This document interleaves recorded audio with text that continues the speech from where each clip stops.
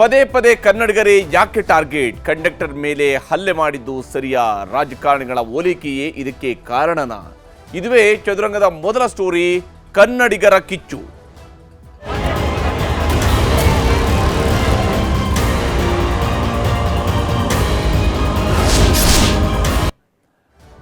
ಬಸ್ನೊಳಗೆ ನಡೆದಂತಹ ಒಂದು ಸಣ್ಣ ಘಟನೆ. ಆ ಘಟನೆ ಅಲ್ಲಿ ಬಸ್ಸಿಂದ ಸಾಮಾನ್ಯವಾಗಿ ಬಸ್ಸಲ್ಲಿ ಓಡಾಡ್ತಾ ಇರುವಂತಹ ಪ್ರತಿಯೊಬ್ಬರಿಗೂ ಕೂಡ ಅನುಭವಕ್ಕೆ ನಾನಾ ಸಂದರ್ಭಗಳಲ್ಲಿ ನಾನಾ ಕಾರಣಕ್ಕೆ ನಾನಾ ರೀತಿಯಲ್ಲಿ ಟಿಕೆಟ್ ತೆಗೆದುಕೊಳ್ಳುವಂತಹ ಸಂದರ್ಭಗಳಲ್ಲಿ ಕಂಡಕ್ಟರ್ ಜೊತೆಗೆ ಒಂದಿಷ್ಟು ವಾಗ್ವಾದ ನಡೆಯುವಂಥದ್ದು ನಡೀತಾ ಇರುತ್ತೆ. ಅಥವಾ ನಾವೇ ನೇರವಾಗಿ ವಾಗ್ವಾದ ನಡೆಸದೇ ಇದ್ದರೂ ಕೂಡ, ನಮ್ಮ ಜೊತೆಗೆ ಆಗದೇ ಇದ್ರೂ ಕೂಡ ನಮ್ಮ ಅಕ್ಕಪಕ್ಕದಲ್ಲಿರುವಂಥವ್ರು ಯಾರೋ ಆ ಬಸ್ನಲ್ಲಿ ಹೋಗುವಂಥವ್ರ ಜೊತೆಗೆ ಆಗ್ತಾ ಇರೋದನ್ನ ಗಮನಿಸ್ತಾ ಇರ್ತೀವಿ. ಆದರೆ ಅಷ್ಟೊಂದೇ ಕಾರಣಕ್ಕಾಗಿ ಕಂಡಕ್ಟರ್ನ ಹಿಡಿದು ಹೊಡೆಯುವಂಥ, ಯಾಕಂದರೆ ಮೈ ಮೇಲೆ ಖಾಕಿ ಧರಿಸಿರುವಂತಹ ಥರನ ಮುಟ್ಟೋದಕ್ಕೂ ಕೂಡ ಸ್ವಲ್ಪ ಹಿಂದೆ ಮುಂದೆ ನೋಡಲೇಬೇಕಾಗತ್ತೆ. ಸಾರ್ವಜನಿಕ ಸೇವೆಯಲ್ಲಿರ್ತಕ್ಕಂತಹ ವ್ಯಕ್ತಿಯನ್ನು ಹಿಡಿದು ಹೊಡೆದು ನಂತರ ಆತನ ವಿರುದ್ಧನೇ ಪ್ರಕರಣವನ್ನು ಕೂಡ ದಾಖಲಿಸಿ ಕೇಸ್ ಕೊಟ್ಟು ಇವೆಲ್ಲವೂ ಕೂಡ ನಡೆಯುವಂಥದ್ದು ಇದೆಯಲ್ಲ, ಇದರ ಮುಂದುವರೆದ ಭಾಗ ನೋಡಿ. ಇದರ ಮುಂದುವರೆದ ಭಾಗ ಹೇಗೆ ಅಂತ ಹೇಳಿದರೆ, ಇದಕ್ಕಾಗಿಯೇ ಕಾದು ಕುಳಿತಿದ್ದಾರೇನೋ ಏನು ಕರ್ನಾಟಕದಲ್ಲಿರುವಂತಹ ಮರಾಠಿಗರನ್ನ ಒಳ್ಳೆ ಭಾರತ ಪಾಕಿಸ್ತಾನ ಅಂತ ರೀತಿಯಲ್ಲಿ ಮಹಾರಾಷ್ಟ್ರದಲ್ಲಿ ಕುಳಿತುಕೊಂಡಿರುವಂತಹ ಶಿವಸೇನೆಯವರು MES ದವರು ಕುಳಿತುಕೊಂಡು ಆಡ್ತಾರೆ ಅಂತ ಹೇಳಿದರೆ ಯಾವ ಸ್ವರೂಪದ ಪರಿಸ್ಥಿತಿಯಲ್ಲಿ ಬಂದಿದೆ ಅನ್ನುವಂಥದ್ದು ಅರ್ಥನೇ ಆಗ್ತಾ ಇಲ್ಲ. ಅದನ್ನು ಇಟ್ಕೊಂಡು ನಮ್ಮ ಕನ್ನಡದ ಡ್ರೈವರ್ಗಳನ್ನು, ಕಂಡಕ್ಟರ್ಗಳನ್ನು ಅಲ್ಲಿ ತಡೆಯುವಂಥದ್ದು, ಅಥವಾ ಮರಾಠಿ ಡ್ರೈವರ್ಗಳು ಕಂಡಕ್ಟರ್ಗಳನ್ನ ನಮ್ಮ ಇಲ್ಲೇ ತಡೆಯುವಂಥದ್ದಾಗಲಿ, ಇದೆಲ್ಲವೂ ಕೂಡ ಯಾವ ಕಾರಣಕ್ಕಾಗಿ ಅನ್ನೋದು ಅರ್ಥ ಆಗದೇ ಇರುವಂಥ ಮಾತು. ಆದರೆ ಇಲ್ಲಿ ಈಗ ಕನ್ನಡ ಮಾತನಾಡಿ ಅಂದದ್ದಕ್ಕೆ ಕನ್ನಡಿಗರ ಮೇಲೆ ಆಗಿರುವಂತಹ, ಕಂಡಕ್ಟರ್ ಮೇಲೆ ಆಗಿರುವಂತಹ ಹಲ್ಲೆ ವಿಚಾರಕ್ಕೆ ಸಂಬಂಧಪಟ್ಟಂತೆ ಇವತ್ತು ಕನ್ನಡಿಗರು ತಮ್ಮ ಕಿಚ್ಚನ್ನು ಪ್ರದರ್ಶಿಸಿದ್ದಾರೆ ಬೆಳಗಾವಿಯಲ್ಲಿ. ಇನ್ನು ಮುಂದೆ ನಿಮ್ಮ ಈ ಪುಂಡಾಟವನ್ನು ನಾವು ನೋಡ್ಕೊಂಡಿರೋದಕ್ಕೆ ಸಾಧ್ಯ ಇಲ್ಲ ಅನ್ನುವಂಥದ್ದನ್ನು ಕರ್ನಾಟಕ ರಕ್ಷಣಾ ವೇದಿಕೆಯ ಕಾರ್ಯಕರ್ತರು ಕೂಡ ಇವತ್ತು ತೋರಿಸಿಕೊಡುವಂತಹ ಪ್ರಯತ್ನವನ್ನು ಮಾಡಿದ್ದಾರೆ. MES ಹಾಗೂ ಶಿವಸೇನೆಯನ್ನು ನಿಷೇಧ ಮಾಡಬೇಕು ಅನ್ನುವಂತಹ ಹಕ್ಕೊತ್ತಾಯ ಮತ್ತೊಂದು ಬಾರಿ ಮುಂದುವರೆದಿದೆ. ಯಾಕಂದರೆ ಈ ಹಿಂದೆಯೂ ಕೂಡ ಈ ಒತ್ತಾಯ ಇತ್ತು. ಯಾಕಂದರೆ ಅವರ ಪುಂಡಾಟಿಕೆ ಒಂದಲ್ಲ ಎರಡಲ್ಲ ಹಲವು ಬಾರಿ MES ಈ ರೀತಿಯಾದ ಪುಂಡಾಟಿಕೆಯನ್ನು ಬೆಳಗಾವಿಯಲ್ಲಿ ಮಾಡ್ತಾ ಬಂದಿದೆ.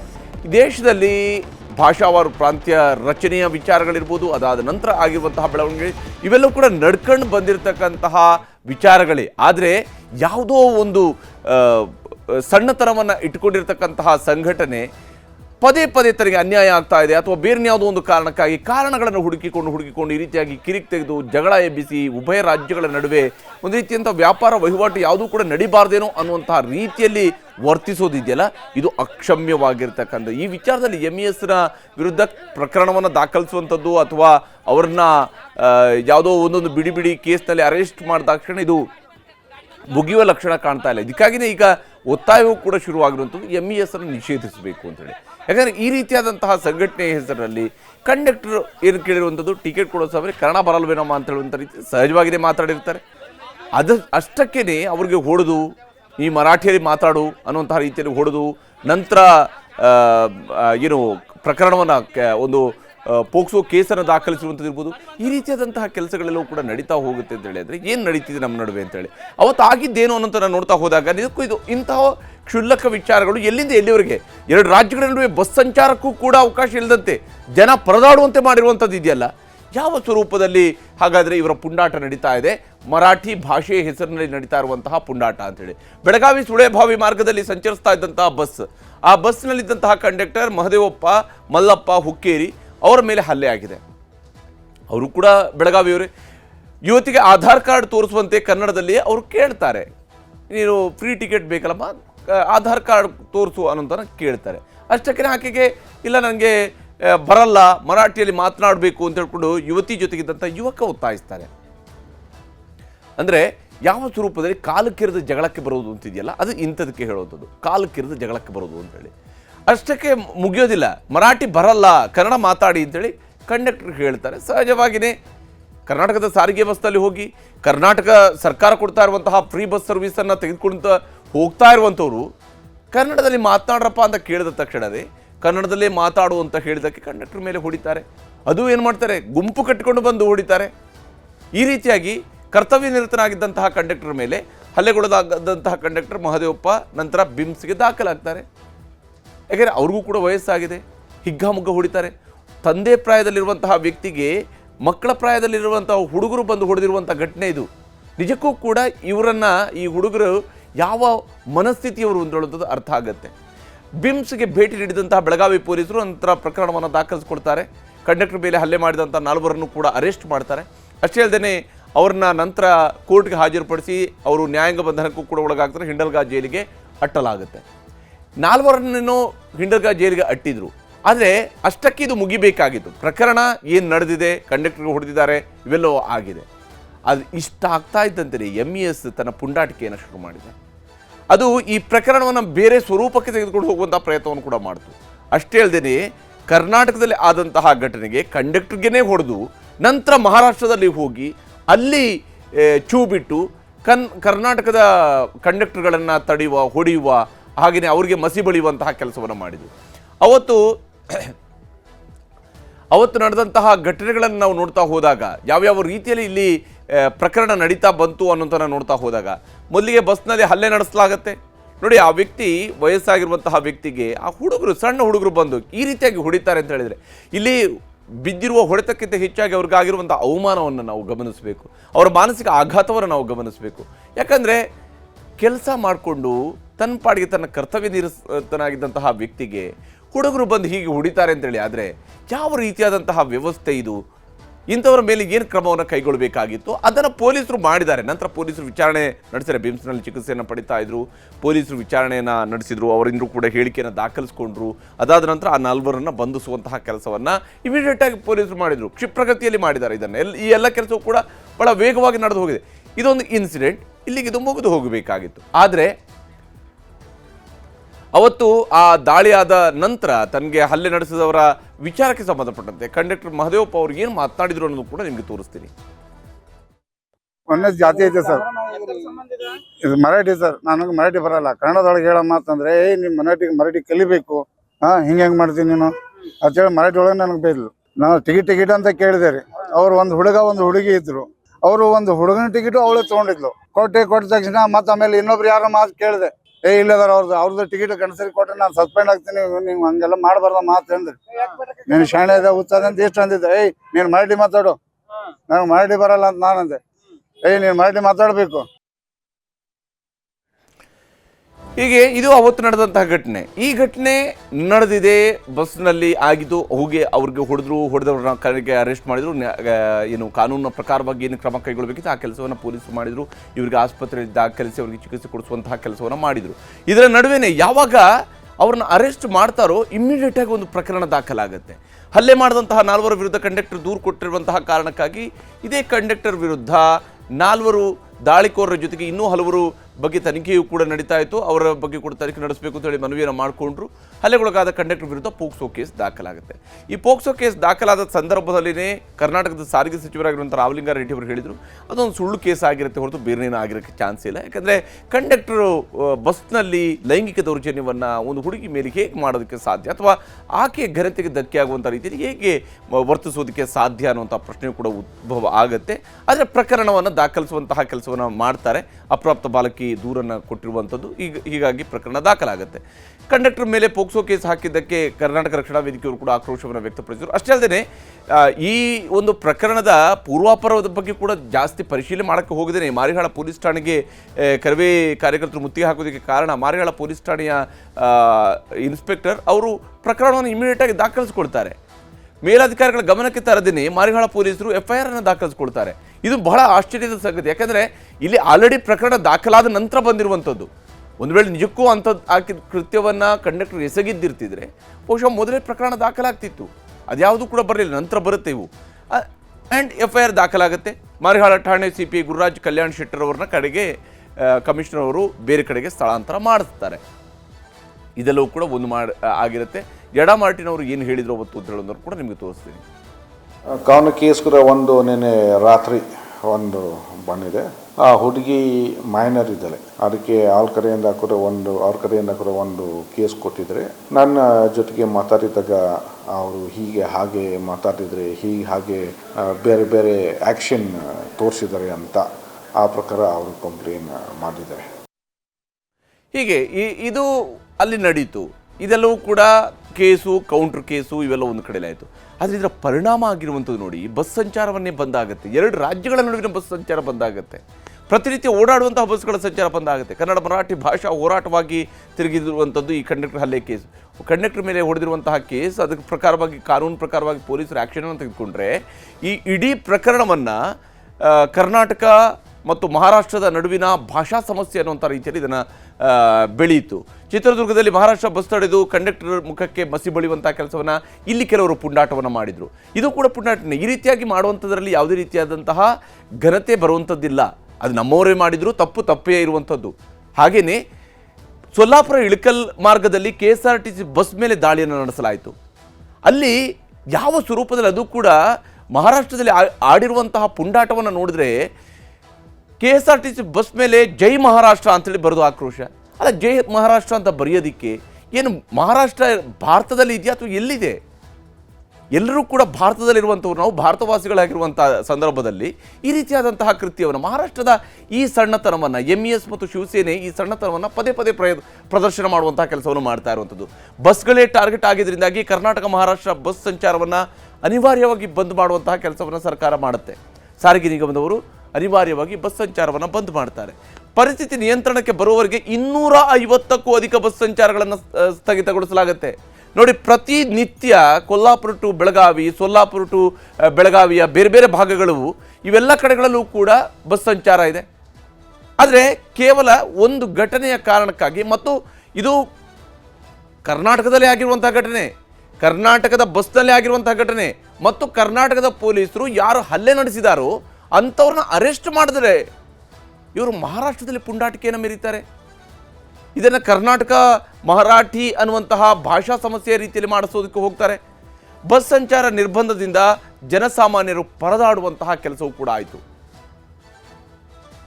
ಈ ಒಂದು ಘಟನೆ ಯಾವ ಸ್ವರೂಪದಲ್ಲಿ ಇಡೀ ದೊಡ್ಡದಾಗ್ತಾ ಹೋಯಿತು ಅಂತ ಹೇಳಿದರೆ, ಏನೋ ಒಳ್ಳೆ ಕರ್ನಾಟಕ ಮತ್ತು ಮಹಾರಾಷ್ಟ್ರದ ನಡುವೆ ಯುದ್ಧದ ನಡೀತಿದೆಯೇನೋ ಅನ್ನೋಂತಹ ವಾತಾವರಣ ನಿರ್ಮಿಸುವಂತಹ ಕೆಲಸವನ್ನು ಕೆಲವರು ಮಾಡಿಬಿಡ್ತಾರೆ. ಈಗ ಇದರ ನಡುವೆನೇ ರಾಜಕೀಯದ ಮೇಲಾಟವು ಕೂಡ ಒಂದು ಕಡೆ ನಡೀತಾ ಇತ್ತು. ಅದರ ನಡುವೆ ಒಂದು ಭಾಳ ಒಳ್ಳೆಯ ಕೆಲಸವನ್ನು ನಮ್ಮ ರಾಜಕಾರಣಿಗಳು ಮಾಡಿದ್ರು ಅಂತ ಹೇಳಿದ್ರೆ, ಹೋಗಿ ಇಮಿಡಿಯೇಟಾಗಿ ಒಬ್ಬ ಕಂಡಕ್ಟರ್ ಮೇಲೆ ಹಲ್ಲೆ ಆಗಿದೆ ಅಂತ ತಿಳ್ಕೊಂಡು ಸುಮ್ಮನೆ ಕೂರಲಿಲ್ಲ.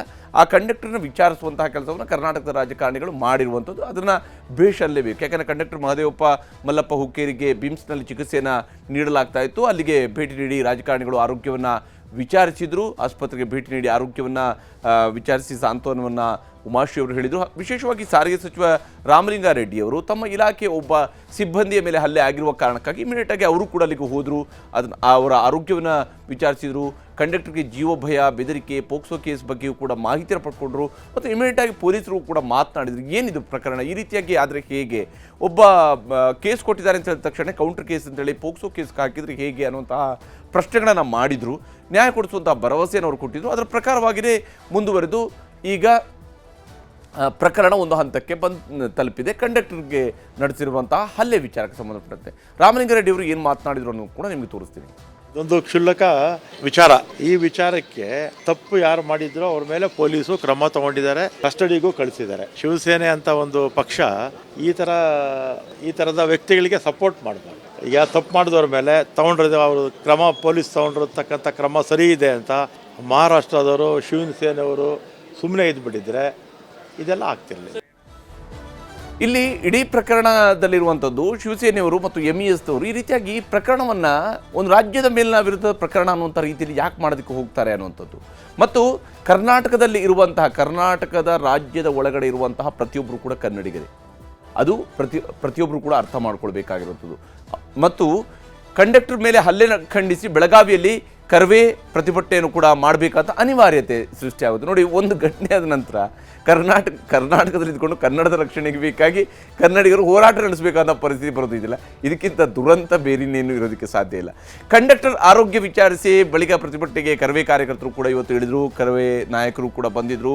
ಟಿ ನಾರಾಯಣಗೌಡ ಹಾಗೂ ಪ್ರವೀಣ್ ಶೆಟ್ಟಿ ನೇತೃತ್ವದಲ್ಲಿ ಪ್ರತ್ಯೇಕವಾದಂಥ ಹೋರಾಟಗಳು ಕೂಡ ನಡೆದವು. ಬೆಳಗಾವಿಯಲ್ಲಿ ಯಾರಪ್ಪಂದ ಏನೈತಿ, ಬೆಳಗಾವಿ ನಮ್ದೈತಿ ಅನ್ನುವಂತಹ ಘೋಷಣೆಯನ್ನು ಕೂಡ ಕೂಗಿದ್ರು. ಬಾಳೆಕುಂದ್ರಿಗೆ ತೆರಳಿ ಅಲ್ಲಿ ಮುತ್ತಿಗೆ ಹಾಕೋದಕ್ಕೆ ಹೊರಟಿದ್ದಂಥವರನ್ನು ಪೊಲೀಸರು ವಶಕ್ಕೆ ಪಡ್ಕೊಂಡ್ರು.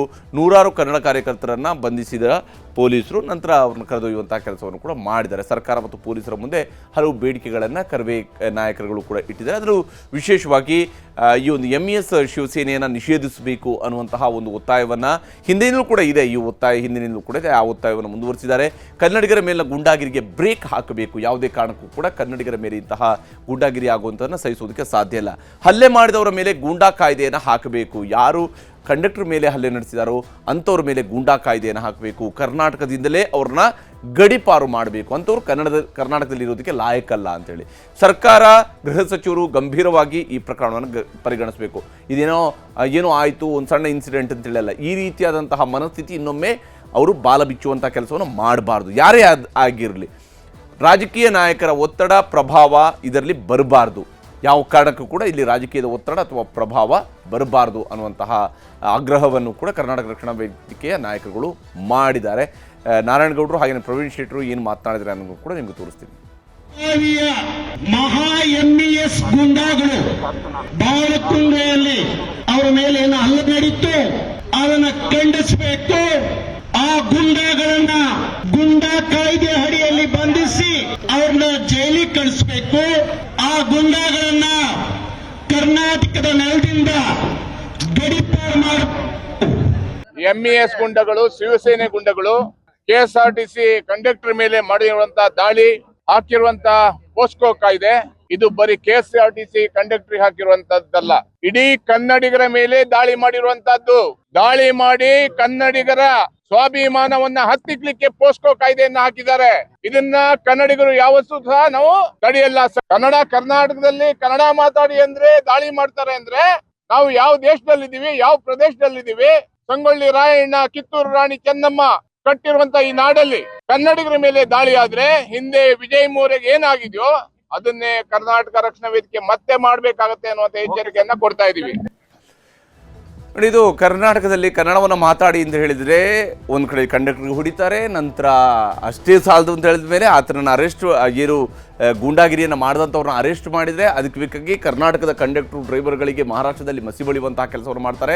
ಕರ್ನಾಟಕದ ಬಸ್ಗಳಿಗೆ ಮಸಿ ಬಳಿಯುವಂತಹ ಕೆಲಸವನ್ನು ಮಾಡುವಂತಹ ಸಣ್ಣತನವನ್ನು MES ಮತ್ತು ಶಿವಸೇನೆಯ ಕಾರ್ಯಕರ್ತರು ಮಾಡ್ತಾರೆ. ಈ ಮೂಲಕವಾಗಿ ತಮ್ಮ ಶೌರ್ಯವನ್ನು ಪ್ರದರ್ಶಿಸಿಕೊಳ್ತಾರೆ. ಇಲ್ಲಿ ಈ ಇಷ್ಟೆಲ್ಲ ಪ್ರಕರಣ ಆದ ನಂತರ ನೋಡಿ, ಇದಕ್ಕೆ ಹೇಳುವಂಥದ್ದು, ಇದು ಕ್ಷುಲ್ಲಕ ಕಾರಣಗಳು ನಡೀತವೆ, ಬಸ್ಸಿನ ಒಳಗಡೆ ಯಾವುದೋ ಒಂದು ಕಿರಿಕಿರಿ ಆಗಿರಲ್ಲ ಅಂತೇಳಿ ಅಲ್ಲ.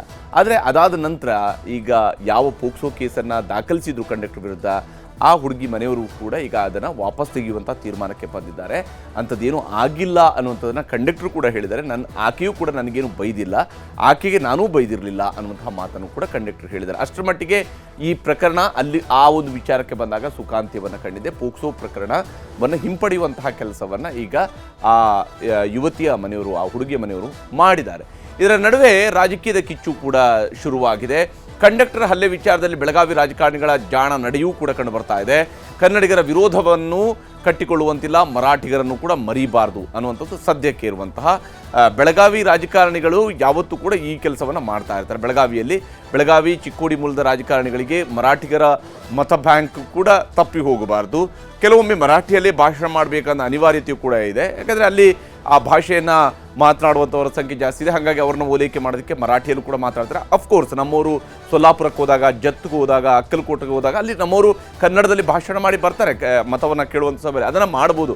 ಆದರೆ ರಾಜಕಾರಣ ದೃಷ್ಟಿಯಿಂದ ಯಾರ ವಿರೋಧವನ್ನು ಕಟ್ಟಿಕೊಳ್ಳದೆ ನಾಯಕರುಗಳು ಬಹಳ ಜಾಣ ನಡೆಯನ್ನು ಅನುಸರಿಸ್ತಾ ಇರುವಂಥದ್ದು, ಹುಷಾರಗಿರಿಯನ್ನು ಮಾಡ್ತಾ ಇದ್ದಾರೆ.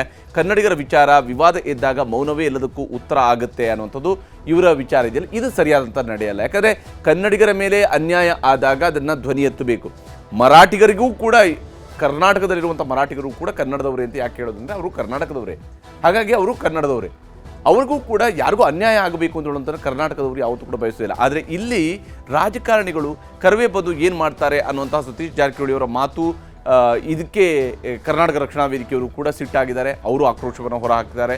ಮತ್ತೊಂದು ಕಡೆ ಬೆಳಗಾವಿ ಕನ್ನಡಿಗರ ರಕ್ಷಣೆ ಮಾಡಿಕೊಳ್ಳುವಂಥದ್ದು ನಮಗೆ ಗೊತ್ತು ಅಂತ ಅವರು ಹೇಳಿರುವಂಥ ವಿಚಾರವೂ ಕೂಡ ಚರ್ಚೆಗೆ ಗ್ರಾಸವಾಗಿದೆ. ಇನ್ನು ಕಾಂಗ್ರೆಸ್, BJP, JDS ಎಲ್ಲ ಪಕ್ಷಗಳಿಗೂ ಕೂಡ ಇದೊಂದು ಅಡಕತ್ತರಿ ವಿಚಾರವಾಗಿರುವಂಥದ್ದು ಕೂಡ ಭಾಳ ಮುಖ್ಯವಾಗಿರ್ತಕ್ಕಂಥ ಅಂಶ. ಇನ್ನು ಈ ವಿಚಾರಕ್ಕೆ ಸಂಬಂಧಪಟ್ಟಂತೆ ಸಚಿವರುಗಳು ಏನು ಮಾತನಾಡಿದ್ದಾರೆ, ಹಾಗೆಯೇ ಸಭಾಪತಿಯವರು ಕೂಡ ಮಾತನಾಡಿದರೆ ತೋರಿಸ್ತೀವಿ. ಅವ್ರಿಗೂ ನಮ್ಮ ವಿನಂತಿ ಬರೋದ್ರಿಂದ ಪರಿಹಾರ ಏನು, ಆಲ್ರೆಡಿ ಪೊಲೀಸರು ಆಕ್ಷನ್ ತಗೋತಿದ್ದಾರೆ. ಅವ್ರು ತಪ್ಪಿದ್ರೆ ಅವ್ರಿಗೆ ಆಕ್ಷನ್ ಮಾಡ್ತಾರೆ, ಇವ್ರು ತಪ್ಪಿದ್ರೆ ಇವ್ರು ಮಾಡ್ತಾರೆ. ಯಾವುದೇ ಸಂಘಟನೆ ಬಂದ್ರೆ ಹೊಡೆತ ಬೀಳೋದು ನಮಗೆ ಅದು ಕೂಡ ನೋಡ್ಬೇಕಾಗ್ತದೆ. ಈಗ ಯಾರೇ ಬಂದ್ರು ಕೂಡ ಪೊಲೀಸ್ ಆಕ್ಷನ್ ತಗೋತಾರೆ. ನಮ್ಮ ವಿನಂತಿ ಯಾರು ಕೂಡ ಬರಬಾರ್ದು, ನಮ್ಮ ರಿಕ್ವೆಸ್ಟ್. 4 ಜನ 5 ಜನ 10 ಜನ ಇಂಥ ಪುಂಡರು ಬಂದು ಈ ಒಂದು ಭಾಷಾ ವಿವಾದವನ್ನ ಎಳೆದುಕೊಂಡು ರಾಜಕಾರಣದ ಬೇಳೆನ ಬೇಯಿಸ್ಕೊಳ್ಬೇಕು ಅನ್ನುವಂತ ಇದರಲ್ಲಿ ಈ ರೀತಿ ಹೋಗ್ತಾ ಇದಾರಲ್ಲ, ಅದನ್ನ ನಾನು ಖಂಡಿಸ್ತೀನಿ. ನಮ್ಮಲ್ಲಿ ಏನಿದೆ ಅಂದ್ರೆ ಲಿಬರಲ್ ಬಾಳದ ನಮ್ಮ ರಾಜ್ಯದಲ್ಲಿ ಎಲ್ಲಕ್ಕೂ ಅವ್ರಂಗಿದ್ರು ನೋಡಿ. ಈಗ ನಿನ್ನೆ ಪುಣೆದಾಗ ಕಂಡಕ್ಟರ್ ಇದು ಮಾಡಿದ್ದು ಇವೆಲ್ಲ ಅಗದಿ ಖಂಡನೀಯ. ಇವು ಒಂದು ಏನಿದೆ ಸರ್ಕಾರ ಇದಕ್ಕೆ ಗಟ್ಟಿಯಾದ ಕ್ರಮ ತಗೋಬೇಕು. ಅವರು ಎಲ್ಲ ಪ್ರತಿಯೊಂದನ್ನ ನಮ್ಮ ರಾಜ್ಯ ಮೇಲೆ ಭಾಳ ಡಿಪೆಂಡ್ ಇರ್ತಾರೆ. ಅವರು ಈಗ ನೀವು ಸೊಲ್ಲಾಪುರಕ್ಕೆ ಹೋಗ್ರಿ 70 to 80% ಕನ್ನಡ ಮಾತಾಡ್ತಾರೆ. ಇವರು ಇನ್ನೂವರೆಗೆ ಬೆಳಗಾವದಲ್ಲಿ ನಮಗೇನಂದ್ರೆ ಕೆಲವು ರಾಜಕಾರಣಿಗಳು ಅವ್ರನ್ನ ಸ್ವಲ್ಪ ಸ್ಮೂತಾಗಿ ನೋಡಬಾರ್ದು. ಯಾಕಂದ್ರೆ ಚುನಾವಣೆ ನಮಗೆ ಮುಖ್ಯ ಅಲ್ಲ, ಬೆಳಗಾವಿ ಅನ್ನೋದು ಮತ್ತು ಅಲ್ಲಿ ಜನರ ಇದು ಭಾಳ ಮುಖ್ಯ. ಹೀಗಾಗಿ ಸರ್ಕಾರ ಕಟ್ಟುನಿಟ್ಟಂಥ ಕ್ರಮ ತಗೋಬೇಕು. ಹೀಗೆ ಇಲ್ಲಿ ಕಟ್ಟುನಿಟ್ಟಿನ ಕ್ರಮ ಕೈಗೊಳ್ಳಬೇಕು ಅನ್ನೋಂತಹ ಆಗ್ರಹವೂ ಕೂಡ ಒಂದು ಕಡೆಯಲ್ಲಿ ಬರ್ತಾ ಇದೆ. ಆದರೆ ಕನ್ನಡಿಗರು ತಮ್ಮ ಕೆಚ್ಚನ್ನು ಪ್ರದರ್ಶನ ಮಾಡಬೇಕಂತ ಅನಿವಾರ್ಯತೆಯಲ್ಲಿ ಸೃಷ್ಟಿಯಾಗುತ್ತೋ ಆ ಸಂದರ್ಭದಲ್ಲಿ ಅದನ್ನು ಪ್ರದರ್ಶನ ಮಾಡಬೇಕಂತ ಅವಶ್ಯಕತೆಯೂ ಕೂಡ ಇದ್ದೇ ಇರುತ್ತೆ. ಇಲ್ಲದೇ ಹೋದರೆ ಈ ರೀತಿಯಾದಂತಹ ಪುಂಡರು ತಾವು ಆಡಿದ್ದೇ ಆಟ ಅನ್ನುವಂಥ ರೀತಿಯಲ್ಲಿ ವರ್ತಿಸುವಂತಹ ಅಪಾಯವೂ ಕೂಡ ಇರುತ್ತೆ. ಅದನ್ನು ತಡೆಯುವಂತಹ ಪ್ರಯತ್ನವನ್ನು ಮಾಡಬೇಕಾಗುತ್ತೆ. ಸರ್ಕಾರದ ಜವಾಬ್ದಾರಿ ಒಂದು ಕಡೆ ಆದರೆ ಸಂಘಟನೆಗಳ ಜವಾಬ್ದಾರಿಯೂ ಕೂಡ ಅಷ್ಟೇ ಮುಖ್ಯವಾಗಿರುವಂಥದ್ದು. ಇನ್ನು ಎರಡನೇ ಸುದ್ದಿ ಕಡೆಗೆ ಹೋಗೋಣ. ಮತ್ತೆ ವಿಜಯೇಂದ್ರ ಹಠಾವು ಅಭಿಯಾನ, ಸಮುದಾಯದ ಬಲ ಹೆಚ್ಚಿಸ್ತಾರ ಯತ್ನಾಳ್, ದಿಲ್ಲಿಗೆ ಮತ್ತೊಂದು ಸುತ್ತಿನ ದೂರು ಹೋಗುತ್ತಾ. ಇದುವೇ ಚದುರಂಗದ ಎರಡನೇ ಸ್ಟೋರಿ, ಲಿಂಗಾಯತ ದಾಳ.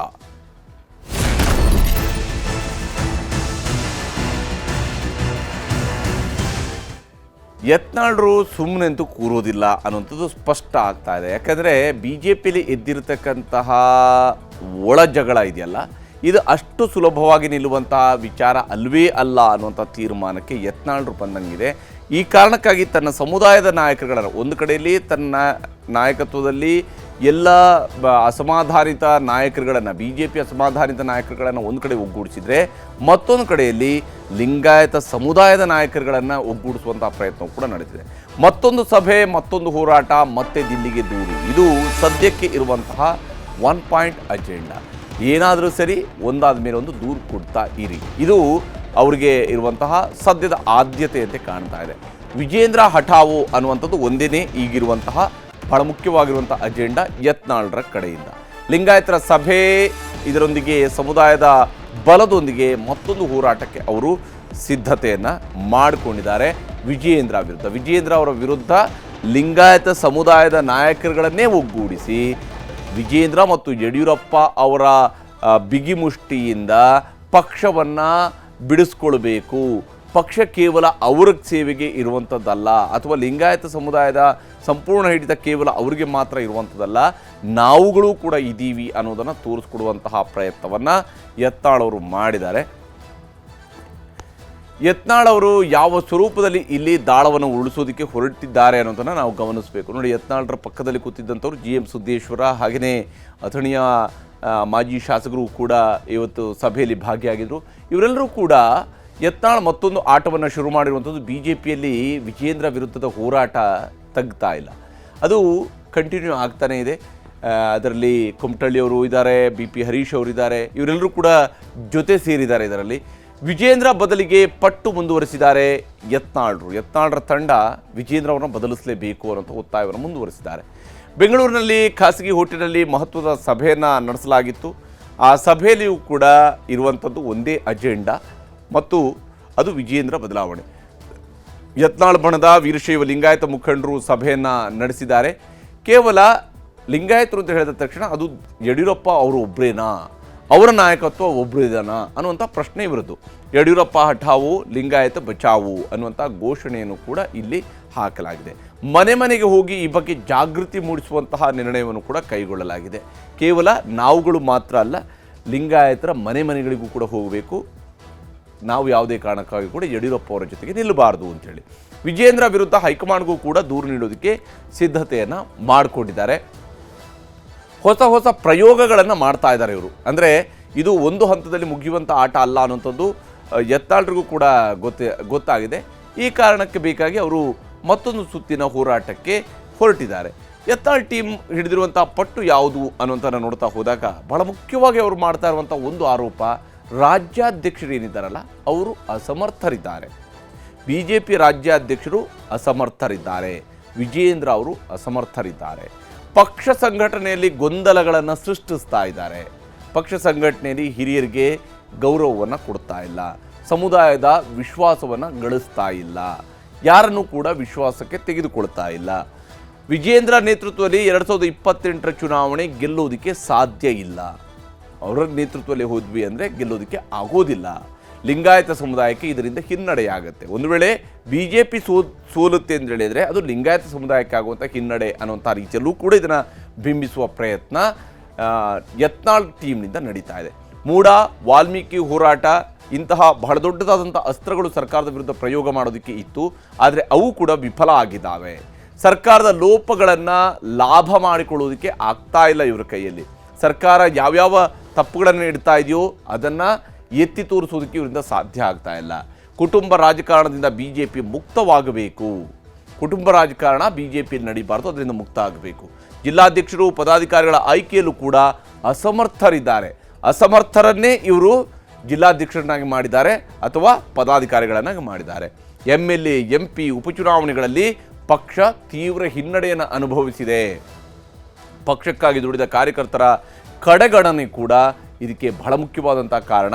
ಹೀಗಾಗಿ ನಾವು ಒಗ್ಗೂಡಬೇಕು, ವಿಜಯೇಂದ್ರ ಬದಲಾವಣೆ ಆಗಲೇಬೇಕು ಅನ್ನುವಂತಹ ನಿಟ್ಟಿನಲ್ಲಿ ಹೊರಟಿದ್ದಾರೆ. ಪಕ್ಷಕ್ಕೆ ಸಮರ್ಥ ನಾಯಕನ ಅಗತ್ಯತೆ ಇದೆ ಅನ್ನುವಂಥದ್ದು ಇವರ ಪ್ರತಿಪಾದನೆ. ಆ ಕೆಲಸವನ್ನು ಕೂಡ ಮಾಡ್ತಾ ಇದ್ದಾರೆ. ಇನ್ನು ಯತ್ನಾಳ್ ಟೀಮ್ ತನ್ನದೇ ಆದಂಥ ಒಂದು ಶಿಫಾರಸನ್ನು ಮಾಡೋದಕ್ಕೂ ಕೂಡ ಹೊರಟಿದೆ. ನಾವೇ ಆಗಬೇಕು ಅಂತೇಳಿ ಅಲ್ಲ. ಅಂದರೆ ಒಂದು ವೇಳೆ ಪಾಟೀಲ್ ಯತ್ನಾಳ್ರನ್ನು ಮಾಡ್ತೀರಿ, ಅಧ್ಯಕ್ಷರನ್ನಾಗಿ ಮಾಡ್ತೀರಿ ಅಂದರೆ ಫೈನ್. ಬಸನಗೌಡ ಪಾಟೀಲ್ ಯತ್ನಾಳ್ರನ್ನು ಅಧ್ಯಕ್ಷರನ್ನಾಗಿ ಮಾಡುವಂಥದ್ದು ನಿಮ್ಮ ಆಯ್ಕೆ ಆಗಿದ್ದರೆ ಓಕೆ, ಅವರನ್ನು ಮಾಡಬಹುದು. ಅವರು ಅದಕ್ಕೆ ಸಮರ್ಥರಿದ್ದಾರೆ, ಅವರು ಮುನ್ನಡೆಸ್ಕೊಂಡು ಹೋಗ್ತಾರೆ ಪಕ್ಷವನ್ನು. ಅವ್ರಿಗೆ ಕೊಟ್ಟಿಲ್ಲ ಅಂತೇಳಿ ಆದರೆ ವಿ ಸೋಮಣ್ಣ ಅವರನ್ನು, ಲಿಂಗಾಯತ ಸಮುದಾಯದವರು, ಹಿರಿಯ ನಾಯಕ, ಕೇಂದ್ರದಲ್ಲಿ ಸಚಿವ, ಅವರು ದಕ್ಷಿಣ ಕರ್ನಾಟಕ ಮತ್ತು ಉತ್ತರ ಕರ್ನಾಟಕ ಎರಡೂ ಭಾಗದಲ್ಲೂ ಕೂಡ ಒಳ್ಳೆಯ ಸಂಬಂಧವನ್ನು ಹೊಂದಿರುವಂಥವರು, ಅವರನ್ನು ಮಾಡಿ ಅಧ್ಯಕ್ಷರನ್ನಾಗಿ. ಅಥವಾ ಬಸವರಾಜ ಬೊಮ್ಮಾಯಿಯವರನ್ನು ಮಾಡಿ. ಯಾಕೆಂದರೆ ಬಸವರಾಜ ಬೊಮ್ಮಾಯಿಯವರು ಎಲ್ಲರ ಜೊತೆಗೂ ಕೂಡ ಹೊಂದಾಣಿಕೆಯನ್ನು ಮಾಡಿಕೊಂಡು ಹೋಗಬಲ್ಲಂತಹ ನಾಯಕ.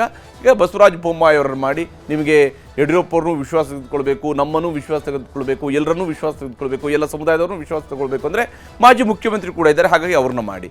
ಇಲ್ಲ, ನಮಗೆ ಇಷ್ಟ ಇಲ್ಲದೇ ಇದ್ರೂ ಕೂಡ, ಅಂದರೆ ಯತ್ನಾಳ್ರಿಗೆ ನಿರಾಣಿಯವರ ಮೇಲೆ ಏನೇ ಅಸಮಾಧಾನಗಳಿದ್ರು ಕೂಡ ಮುರುಗೇಶ್ ನಿರಾಣಿಯವ್ರನ್ನಾದರೂ ಮಾಡಿ. ಒಟ್ಟಿನಲ್ಲಿ ಲಿಂಗಾಯತ ನಾಯಕರಲ್ಲೇ ಒಬ್ಬರನ್ನ ಅಧ್ಯಕ್ಷರನ್ನಾಗಿ ಮಾಡಿ. ಅವರು ಕೂಡ ಪಂಚಮಸಾಲಿ ಸಮುದಾಯದ, ಅವ್ರನ್ನೇ ಬೇಕಿದ್ರೆ ಅಧ್ಯಕ್ಷರನ್ನಾಗಿ ಮಾಡಿ, ನಮ್ಮದು ಅಭ್ಯಂತರ ಇಲ್ಲ. ಆದರೆ ವಿಜಯೇಂದ್ರ ಇರಬಾರ್ದು. ಈ 1 ಪಾಯಿಂಟ್ ಅಜೆಂಡಾಗೆ ಬಂದು ನಿಂತಿದ್ದಾರೆ. ಅವರಲ್ಲದೆ ಇವರ ಶಿಫಾರಸು, ಒಂದು ವೇಳೆ ನೀವು ಲಿಂಗಾಯತ ಸಮುದಾಯದ ಹೊರತಾಗಿ ಯಾರನ್ನಾದ್ರೂ ಮಾಡ್ತೀನಿ ಅಂದರೆ ಅರವಿಂದ್ ಲಿಂಬಾವಳಿಯವ್ರನ್ನ ಮಾಡಿ.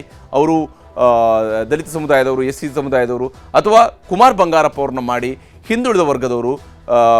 ಹಾಗೆಯೇ ವಿ ಸುನೀಲ್ ಕುಮಾರ್ ಅವರು ಕೂಡ ಹಿಂದುಳಿದ ವರ್ಗದವರು. ಹೀಗಾಗಿ ಹಿಂದುಳಿದ ವರ್ಗದವ್ರನ್ನಾದ್ರೂ ಮಾಡಿ ಅಥವಾ ದಲಿತರನ್ನ ಮಾಡಿ. ಯಾರನ್ನ ಮಾಡಿದರೂ ಕೂಡ ಆಪ್ಷನ್ಸ್ ಇದ್ದಾವೆ ನಮ್ಮ ಮುಂದೆ, ನಮ್ಮಲ್ಲಿ ಬಹಳಷ್ಟು ಆಯ್ಕೆಗಳಿದ್ದಾವೆ. ಈ ಆಯ್ಕೆಗಳಲ್ಲಿ ಯಾರನ್ನಾದರೂ ಒಬ್ಬರನ್ನ ಮಾಡಿ ಅನ್ನುವಂತಹ ಶಿಫಾರಸನ್ನು ಯತ್ನಾಳ್ ಟೀಮ್ ಮಾಡ್ತಾ ಕುಳಿತಿದೆ. ಆದರೆ ಇವರ ಮಾತನ್ನು ನಿಜಕ್ಕೂ ಹೈಕಮಾಂಡ್ ಅವರು ಕೇಳ್ತಾರಾ? ಅನುಮಾನ ಇದ್ದೇ ಇದೆ. ಆದರೆ ಅನುಮಾನಗಳು ಏನೇ ಇದ್ದರೂ ಕೂಡ ಪಕ್ಷದ ಒಳಗಡೆ ಇದ್ದುಕೊಂಡು ಈ ರೀತಿಯಿಂದ ಹೋರಾಟ ಮಾಡಬೇಕಾದ ಅನಿವಾರ್ಯತೆ ಯತ್ನಾಳ್ಗೂ ಕೂಡ ಇದ್ದೇ ಇರುವಂಥದ್ದು. ಆ ಅನಿವಾರ್ಯತೆ ಮತ್ತು ಅನುಮಾನಗಳಲ್ಲಿ ಯಾರು ಅಂತಿಮವಾಗಿ ಗೆಲುವನ್ನು ದಾಖಲಿಸ್ಕೊಳ್ತಾರೆ ಅನ್ನೋಂಥದ್ದನ್ನು ನೋಡಬೇಕಾಗಿರುವಂಥದ್ದು. ಇದಾಗಿತ್ತು ಇವತ್ತಿನ ಚದುರಂಗ. ನಮಸ್ಕಾರ.